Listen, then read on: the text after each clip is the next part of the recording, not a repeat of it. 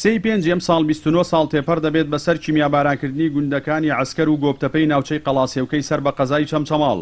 ئەنجومەنی گوندی گۆبتەپەش باس لەوە دەکات حکوومەت وەکو پێویست خزمەتی ناوچەکەیانی نەکردووە.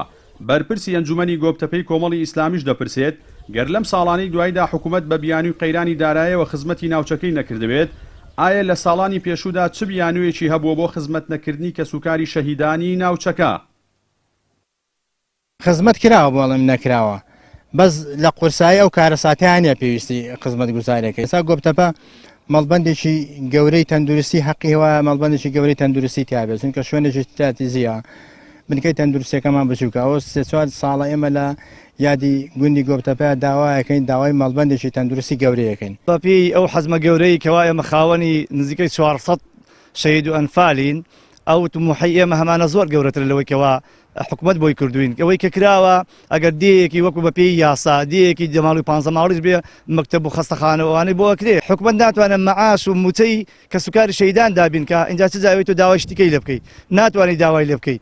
لەبەرەوەی کە ئێمە ئێستا لە دیەکەمانە هەیە خاوەنی کەسوکاری شەهید زۆر احتیاجە کە ئەو مانگانەی دێ ئەو موچەیە پێی نەبێ ناتوانێت بژێوی ژیانی دابین ناکە.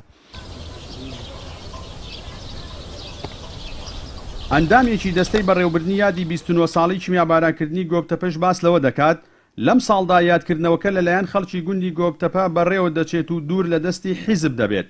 هاوکات وەکو دەستەکەی چەنداوەکاریەکیان لە وەزارەتی شەهیدان و ئەنفالکراوان هەبوو.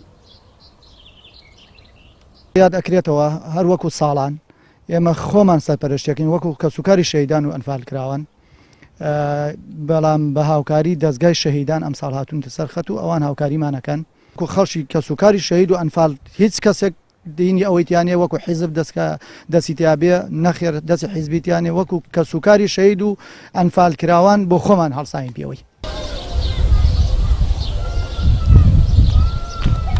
لە 35 ساڵی 1970 ڕژێمی پێشووی بەعز گوندەکانی گۆبتەپە و عەسکەری بە چەکی کیمیایی بۆمباران کرد. بەهۆیەوە زیاتر لە 110 هاوڵاتی شەهید و چەندانی تریش بریندار بوون.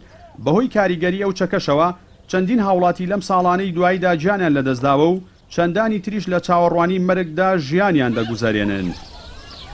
جەلال جەباری، کەناڵی ئاسمانی پەیام، گوندی گۆبتەپەی سەر بە ناحیەی ئاغجەلەر.